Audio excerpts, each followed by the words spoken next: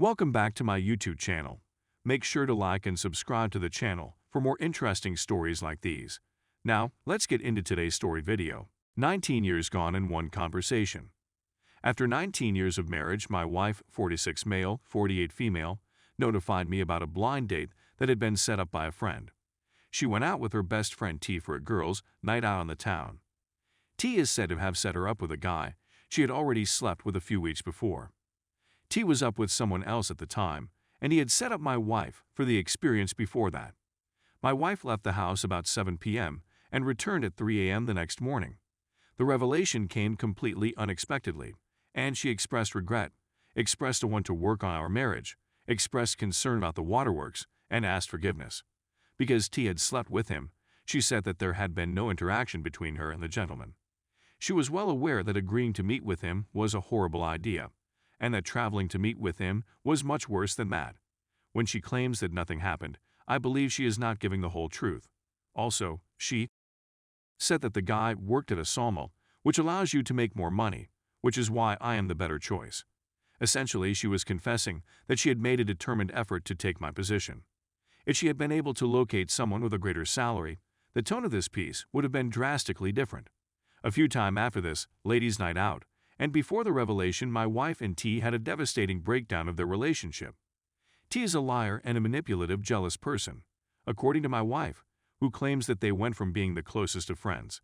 According to my understanding, the confession or partial confession was made in order to keep T from notifying me about her involvement with the guy. By just providing me only a fraction of the story, you are attempting to deceive me about the truth of what happened. Only enough to make things look horrific, but not enough to convey the full horror of what transpired. To be really honest, I didn't need to know everything that had happened. Her story didn't make any sense to me. There were just too many holes in the story's structure. Several little coincidences occurred during this time period, which brought everything into clear perspective. When she told me of this, I completely lost all affection for her. I went numb and didn't even show any signs of being sad. I've reached the end of my rope. My focus at the moment is on finalizing my exit strategy.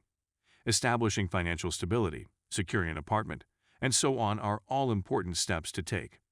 We are devastated that she is willing to throw away 19 years of marriage with no regard for anything, even our 2 young children. Please accept my apologies in advance for the length of this update if you are not bothered by it.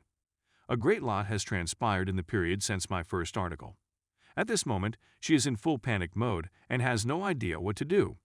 Her white blood cells are assaulting her lungs, and she has just lately been diagnosed with an autoimmune condition as a result of this onslaught. In addition, these variables lead to the incidence of asthma episodes that are resistant to traditional treatments. When she has exhausted her Medicaid coverage, she will be required to pay $13,000 for the only medication available to treat her illness. She would not be able to afford it if it weren't for my excellent health insurance, which is supplied by my company.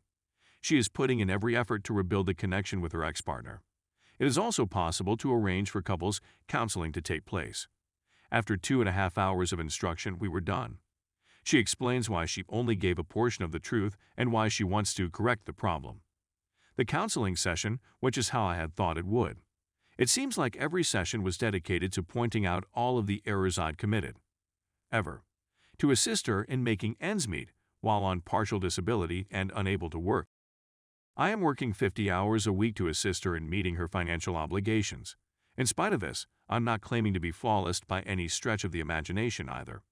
There were many things that needed to be raised to a higher level, including our 2 children.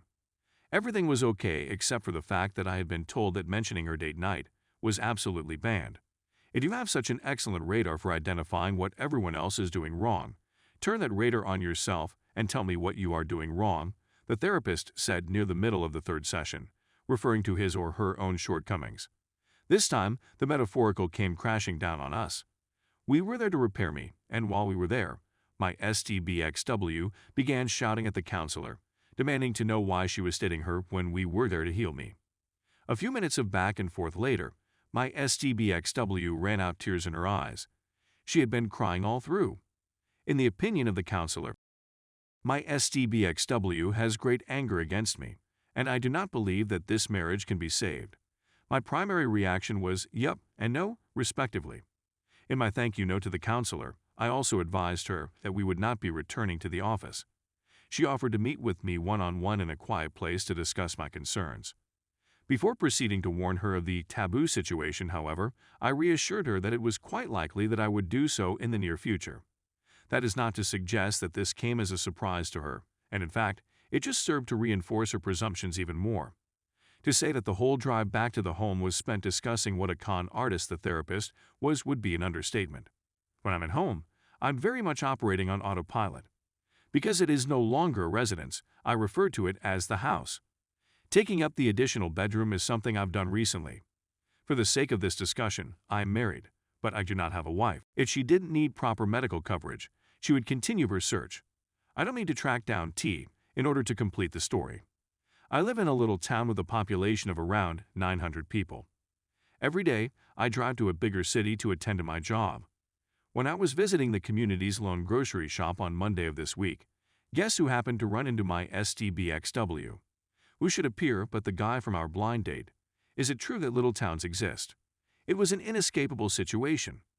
My position was at the far end of the aisle when he approached her. He's a little figure, perhaps 5'9" in height, with a weight of 150 pounds. She was standing with her back to me, completely oblivious to where I was. He asked her out for the second time right in front of me.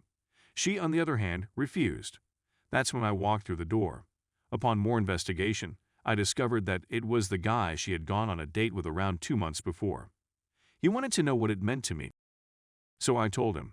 I shoved him against the shelves and told him that I'd been her husband for 19 years at that point. The thought of his peeing on himself made me a little nervous. I'm 6'2" tall and 250 pounds, and a rather muscular individual. She made an unsuccessful effort to convince me to back down. I shouted at her, telling her to stop chatting and concentrate on what I was saying. She fell into tears as soon as she heard the news. He informed me that he had been informed she was single and pleaded with me not to kill him, which I refused. My first question was whether or not they had FKed. She wept even more as he swallowed hard and said yes, and he sobbed even harder. I promised him I'd never see him again. I kept my promise. He expressed his regret loudly and stormed out of the establishment. Her AP exposed her because she was in the wrong place at the wrong time, according to her. If it hadn't been for him, I would have ultimately entered T in order to receive the narrative. Needless to say, I'm mostly operating on autopilot right now. The sensation is that every emotion has been extinguished. When I'm with my children, I have to have a positive attitude. If it is an emotional self-defense tactic to keep things from falling apart even more, I'm not sure what it is. I'm well aware that I should be displeased with this situation. One day, it's going to come down hard on you. What I know to be true is no longer real in my eyes. Is it true that my children love me? Or do they seem to like the presents I provide them? Are my parents on the same page? They appreciate the fact that I had excellent grades in school, don't they? Have you ever found yourself in a sticky situation? Have you always had jobs that were well-paying?